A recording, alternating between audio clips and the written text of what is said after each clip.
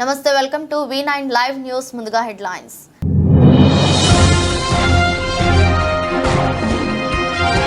Israel పై డ్రోన్లు క్షిపణులతో విరుచుకుపడ్డ Iran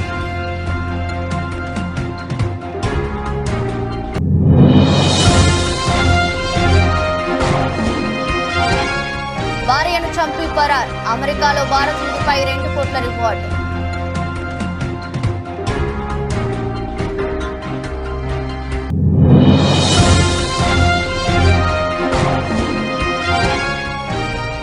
bus యాత్రలో CM Jagan పై రాయి దాడి జాతీయ ఎన్నికల కమిషన్ సీరియస్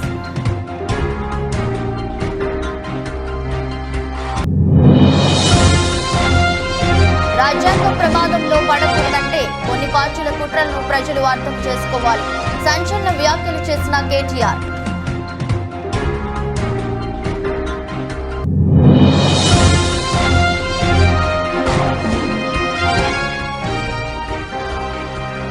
సీఎం జగన్ పై దాడి రియాక్ట్ అయిన ప్రధాని మోదీ చంద్రబాబు నాయుడు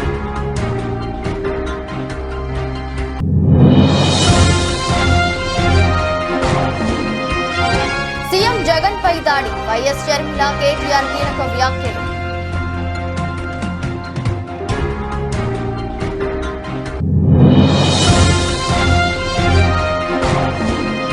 ధోని స్టైల్లో సంజు శాంసన్ స్టన్నింగ్ రన్అట్ నెట్టింట వైరల్ అవుతున్న వీడియో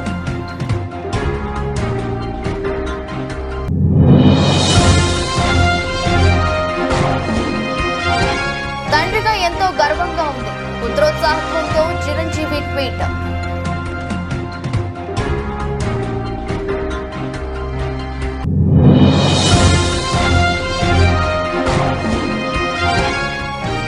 ఎటకేలకు దిగొచ్చిన బంగారం తులంపై 760 తగ్గుదల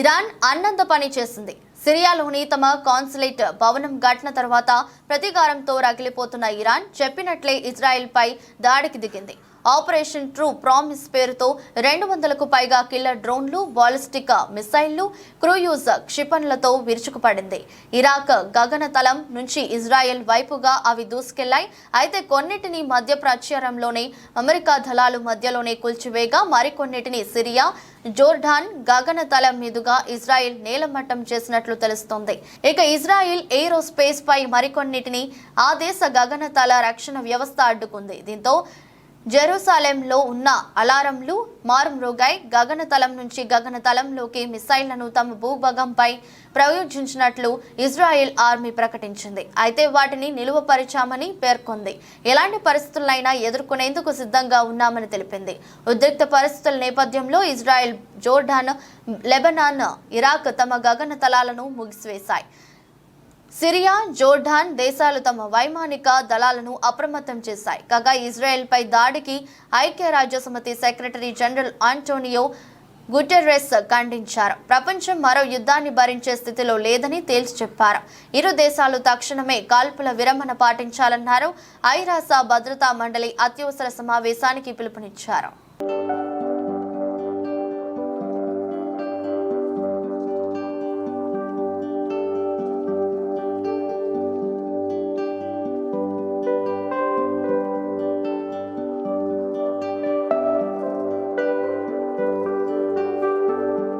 తొమ్మిదేండ్ల క్రితం భార్యను దారుణంగా హత్య చేసి పరారైన బద్రేష్ కుమార్ చేతన్ భాయ్ పటేల్ అనే భారతీయుడిపై అమెరికా ప్రభుత్వ దర్యాప్తు సంస్థ ఫెడరల్ బ్యూరో ఆఫ్ ఇన్వెస్టిగేషన్ భారీ రివార్డు ప్రకటించింది నిందితుడి ఆచూకీ తెలిపిన వారికి $2,050 ఇస్తామని ప్రకటించింది బద్రేష్ కుమార్ ను FBI టాప్ 10 మోస్ట్ వాంటెడ్ జాబితాలో చేర్చింది భద్రేష్ కుమార్ తన భార్య పాలక్ ను 2017 ఏప్రిల్లో హత్య చేశాడు వీరిద్దరూ మేరీలాండ్ లోని మనోవర్ లోని ఓ మిఠాయిల దుకాణంలో పనిచేసేవారు హత్య జరిగిన రోజు ఇద్దరు నైట్ షిఫ్ట్ లో ఉన్నారు రాత్రి పొద్దుపోయాక దుకాణం వెనుక గదిలో తన భార్య పాలక్ ను భద్రేష్ కుమార్ కత్తితో పలుమార్లు పొడిచి హత్య చేయడం సీసీటీవీలో రికార్డ్ అయింది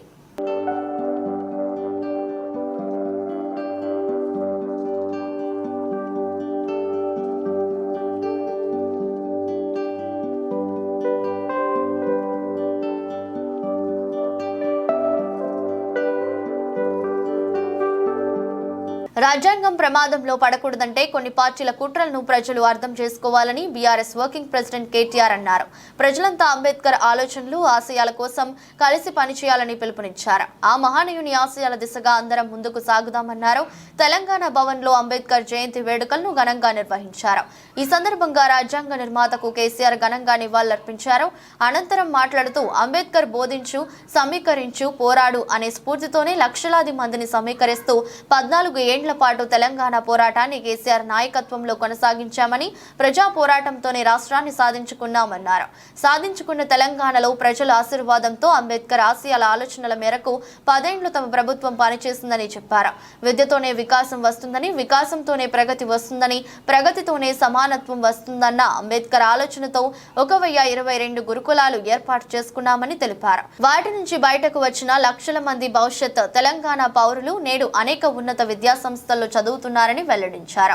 వీరంతా జీవితంలో పైకి వచ్చినప్పుడు సమాజంలో అసమానతలు తొలగిపోతాయన్నారు. గురుకులాల్లో చదువుకున్న పిల్లలు అంబేద్కర్ ఆశయాలను నెరవేరుస్తున్నారని చెప్పారు. తెలంగాణలో కేసీఆర్ గారి నాయకత్వంలో ఈ 1022 గురుకుల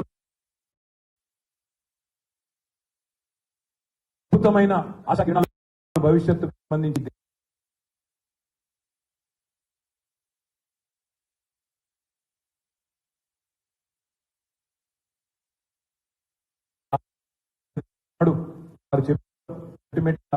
కాస్ట్ లెస్ సొసైటీ ఉండాలా, కాస్ట్ ఫ్రీ సొసైటీ ఉండాలా, అందరినీ ఒక మనిషికి ఒకే ఓటు అని చెప్పినాను రాజ్యాంగంలో. కానీ ఒక మనిషికి ఒకే విలువ సమానత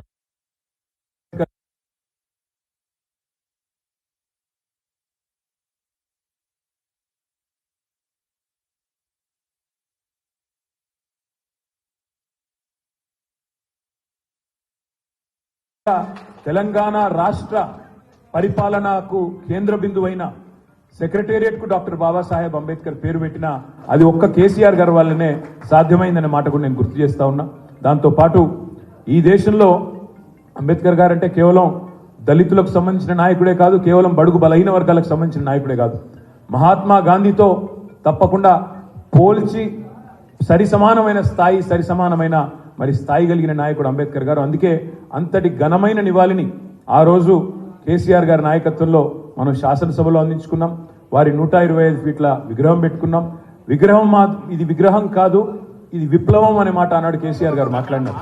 తప్పకుండా ఇవాళ మళ్ళొక్కసారి 133వ జయంతి నాడు మనందరం కూడా గుర్తుంచుకోవాల్సింది ఒకటే, దళిత బంధు లాంటి దమ్మున్న పథకం పెట్టినా లేదా బలహీన వర్గాల కోసం చిత్తశుద్ధితో, నిబద్ధతతో, రాజకీయ ప్రయోజనాలతో నిమిత్తం లేకుండా రాజకీయంగా నష్టం జరిగినా లాభం జరిగినా మరి అధికారం ఉన్నప్పుడు, అవకాశం ఉన్నప్పుడు తప్పకుండా అందరి మంచి కోసం, సమానత్వం కోసం పాటుపడాలనే ఒక ఆలోచన ఏదైతే కేసీఆర్ గారు చేసినారో ఆ ఆలోచన ద్వారా ఆ అంబేద్కర్ గారి బాటలో అందరం కూడా ముందుకు సాగుదాం. ఆయనను ఇవాళ మీరు చూసినట్టయితే కొలంబియా లాంటి యూనివర్సిటీలో డాక్టర్ బాబాసాహెబ్ అంబేద్కర్ గారికి అక్కడ ఒక విగ్రహం పెట్టి ఆ విగ్రహం కింద రాసింది ఏంటంటే ఆయన దళిత నాయకుడనో బడుగు బలహీన వర్గాల నాయకుడనో రాయలేదు. Is one of the founding fathers of modern India.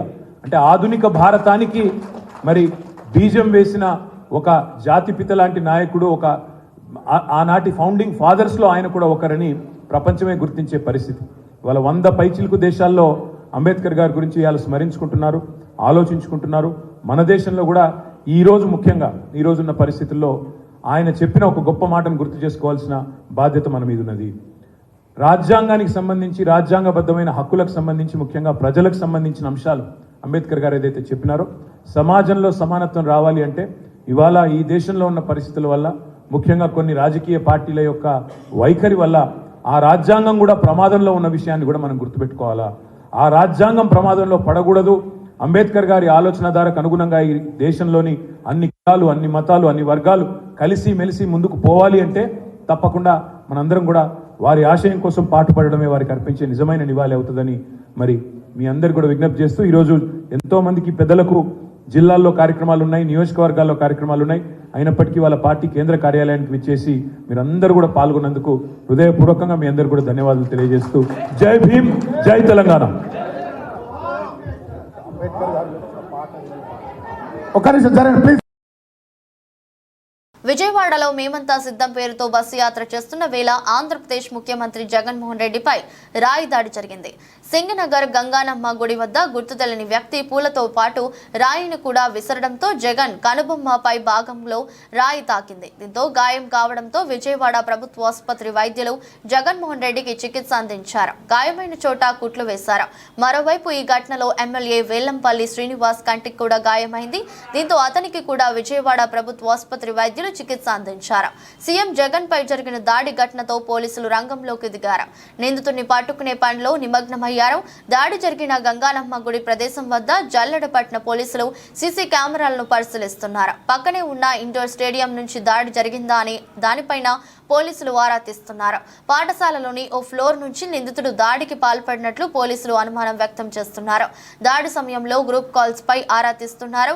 పలువురు అనుమానితులను అదుపులోకి తీసుకున్న పోలీసులు వారిని ప్రశ్నిస్తున్నారు. దాడి జరిగిన ప్రదేశాన్ని విజయవాడ సిపి పరిశీలించారు.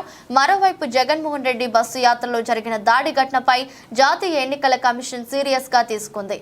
ఘటనపై పూర్తి స్థాయి నివేదికను సమర్పించాలని రాష్ట్ర ఎన్నికల అధికారికి ఆదేశాలు జారీ చేసింది. దాడి ఘటనపై నివేదిక ఇవ్వాలని రాష్ట్ర డీజీపీ కార్యాలయం ఐఏఎస్ డబ్ల్యూ విజయవాడ సిపిని కోరింది.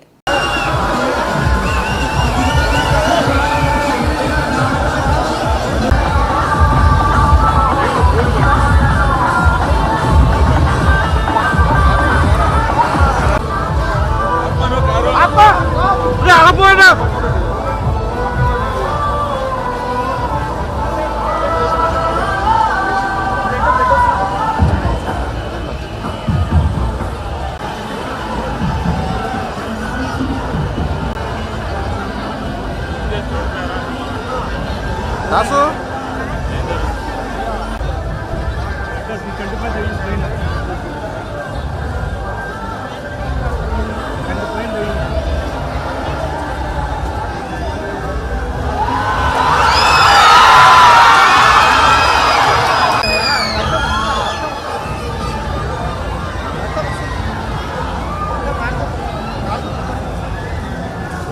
విజయవాడలో మేమంతా సిద్ధం బస్సు యాత్రలో సీఎం జగన్ పై రాయి దాడి ఘటనపై ప్రధాని మోదీ, టీడీపీ అధినేత చంద్రబాబు నాయుడు స్పందించారు. సీఎం జగన్ పై దాడిని ప్రధాని మోదీ, చంద్రబాబు తీవ్రంగా ఖండించారు. ముఖ్యమంత్రి జగన్ త్వరగా కోలుకోవాలని ప్రధాని మోదీ కోరుకున్నారు.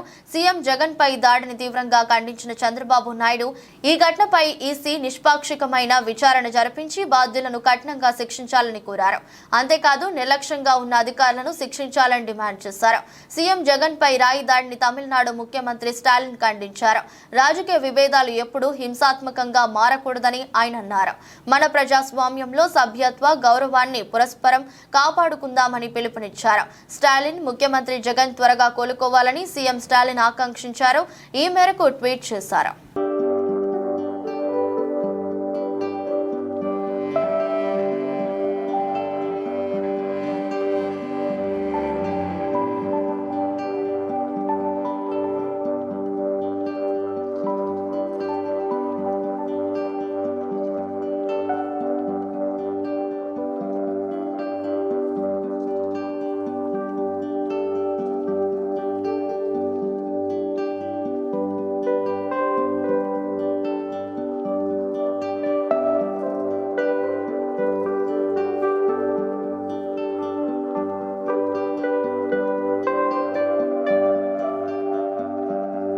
విజయవాడలో ఎన్నికల ప్రచారంలో ఉన్న సీఎం జగన్ పై దాడి ఘటన సంచలనంగా మారింది.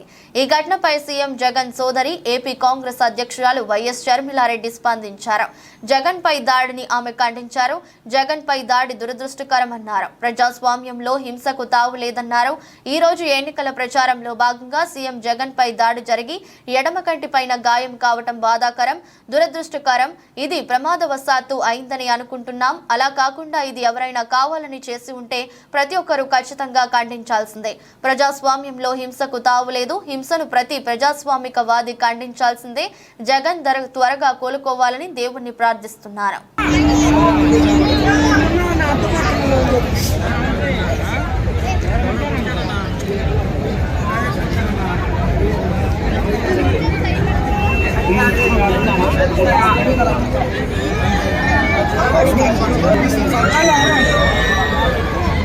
Hey,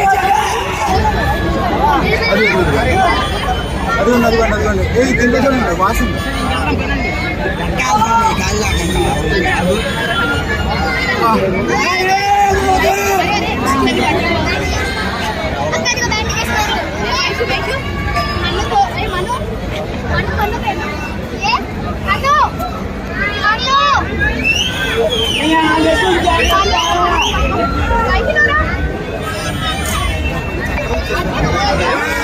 వికెట్ కీపింగ్ లో ధోని స్టైలే వేరు. ముఖ్యంగా అతడు వికెట్లను చూడకుండానే బంతిని విసిరి బెయిల్స్ పడగొట్టి రన్అట్ చేయడాన్ని ఎన్నో సార్లు చూసాం.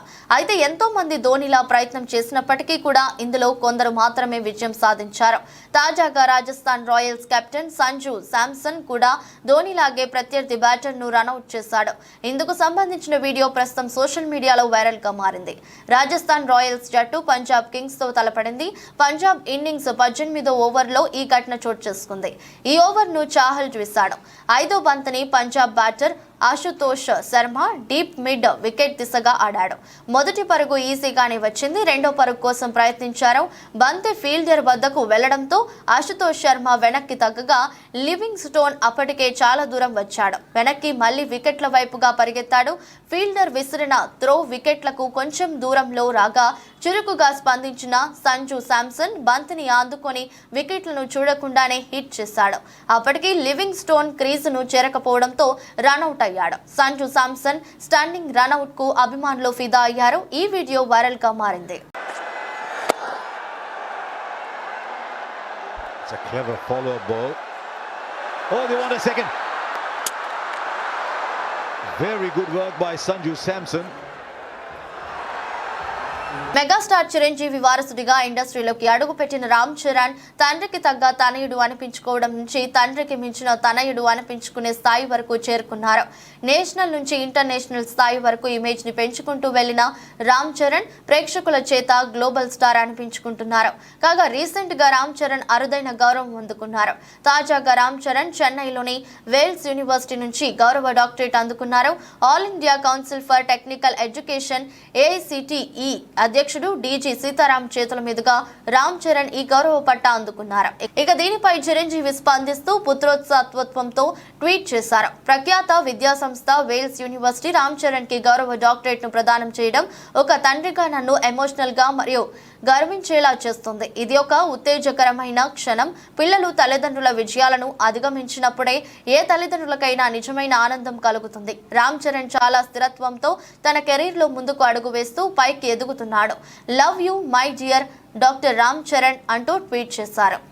The Executive Council of Wales Institute of Science, Technology and Advanced Studies is pleased to recommend to you to confer upon Thiru Ram Charan the degree of Doctor of Literature honoris causa, to which I request that he may be admitted.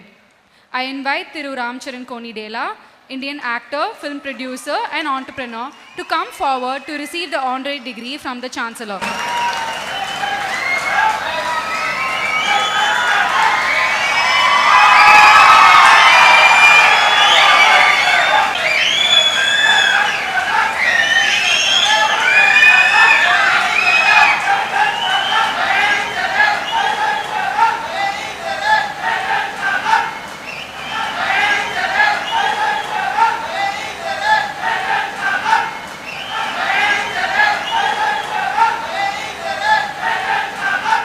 బంగారం ధరలు ఎట్టకేలకు శాంతించాయి. రికార్డుల మీద రికార్డులు బద్దలు కొడుతున్న పుత్తడి ధర శనివారం దిగొచ్చింది. అంతర్జాతీయ మార్కెట్లో డిమాండ్ పడిపోవడం, అమెరికా ద్రవ్యోల్బణం భారీగా పెరగడంతో జూన్ సమీక్షలోనే ఫెడరల్ రిజర్వ్ వడ్డీ రేట్లను తగ్గించే అవకాశాలు ఉండటంతో రికార్డు స్థాయికి చేరుకున్న ధరలు తగ్గుముఖం పట్టాయి. అధిక ధరల కారణంగా దేశీయంగా కొనుగోలు పూర్తిగా నిలిచిపోవడం కూడా ధరలు తగ్గడానికి ప్రధాన కారణమని బులియన్ వర్తకులు వెల్లడిస్తున్నాయి. దీంతో హైదరాబాద్ బులియన్ మార్కెట్లో 22 క్యారెట్ తులం బంగారం ధర 700 దిగొచ్చి 67,200 నుంచి 66,500కి తగ్గింది. అలాగే 24 క్యారెట్ తులం బంగారం ధర 760 తగ్గి 73,000 దిగువకు పడిపోయింది. చివరకు బులియన్ మార్కెట్ ముగిసే సమయానికి తులం పుత్తడి ధర 72,550కి తగ్గింది. పసిడితో పాటు వెండి ధరలు భారీగా తగ్గాయి. పారిశ్రామిక వర్గాలు, నాణేల తయారీదారుల నుంచి డిమాండ్ పడిపోవడంతో కిలో వెండి 1000 తగ్గి 90,000 మార్కు నుంచి 89,000 మార్కుకు దిగొచ్చింది.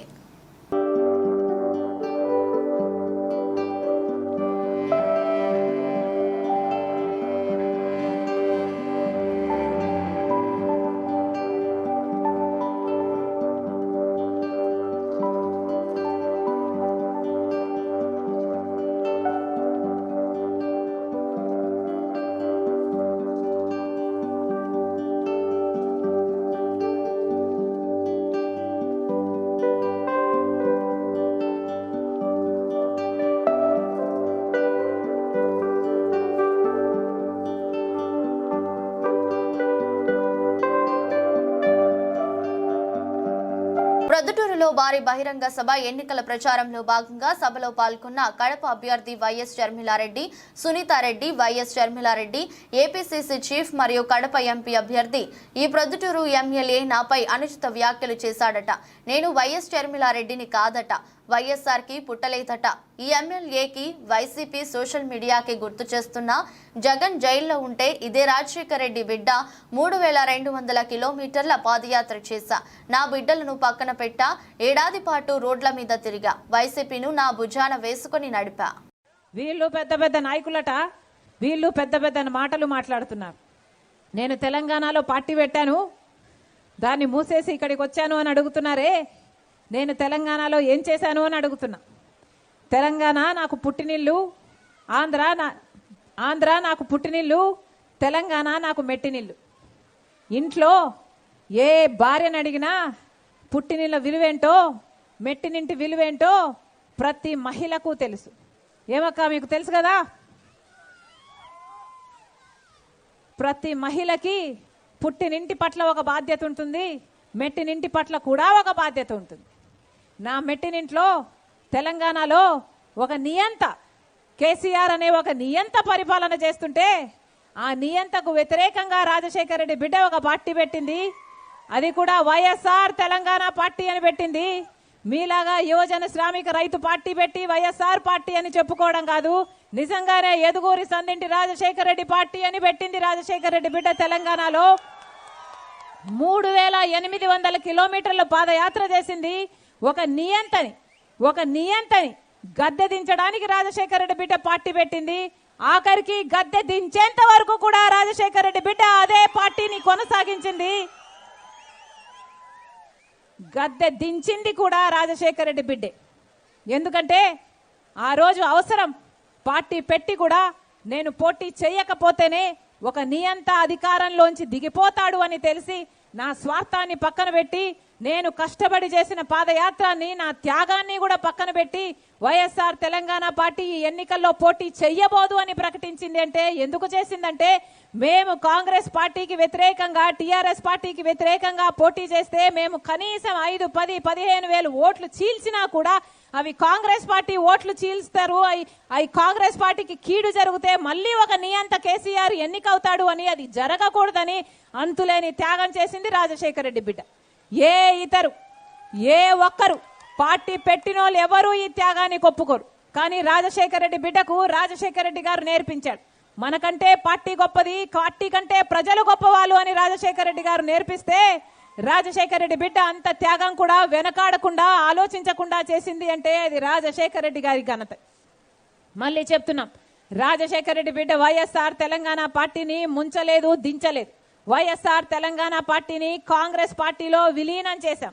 వైఎస్ఆర్ తెలంగాణ పార్టీ అన్న పార్టీ కాంగ్రెస్ పార్టీ ఎంత కాలం ఉంటుందో, ఎన్ని సంవత్సరాలు ఉంటుందో, ఎన్ని యుగాలు కాంగ్రెస్ పార్టీ బతుకుంటుందో, అన్ని యుగాలు, అన్ని సంవత్సరాలు, అన్ని దశాబ్దాలు వైఎస్ఆర్ తెలంగాణ పార్టీ కూడా కాంగ్రెస్ పార్టీలో విలీనం అయ్యే ఉంటుంది.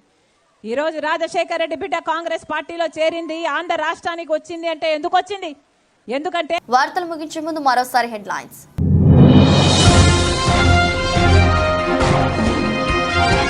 ఇజ్రాయెల్ పై డ్రోన్లు, క్షిపణులతో విరుచుకుపడ్డ ఇరాన్.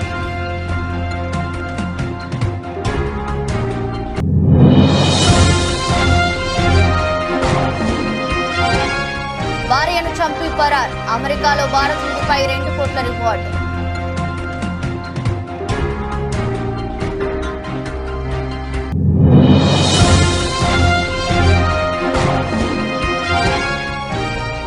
బస్సు యాత్రలో సీఎం జగన్ పై రాయి దాడి. జాతీయ ఎన్నికల కమిషన్ సీరియస్.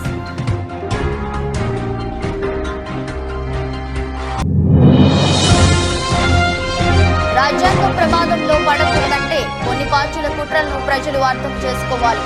సంచలన వ్యాఖ్యలు చేసిన కేటీఆర్.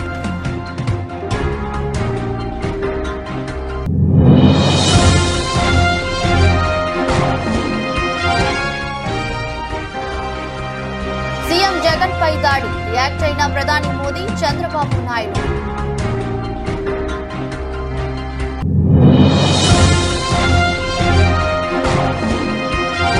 సీఎం జగన్ పై దాడి. వైఎస్ షర్మిల, కేటీఆర్ కీలక వ్యాఖ్యలు.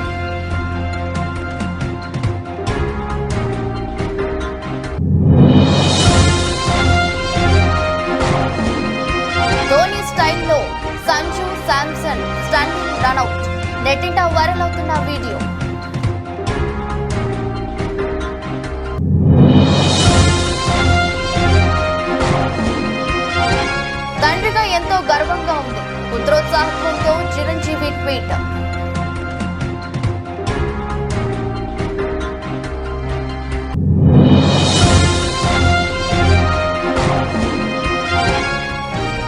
ఎటకేలకు దిగొచ్చిన బంగారం, తులంపై 760 తగ్గుదల. ఇది రోజు బులెటిన్. మరో బులెటిన్ మళ్ళీ కలుద్దాం. అంతవరకు సెలవు. నమస్కారం.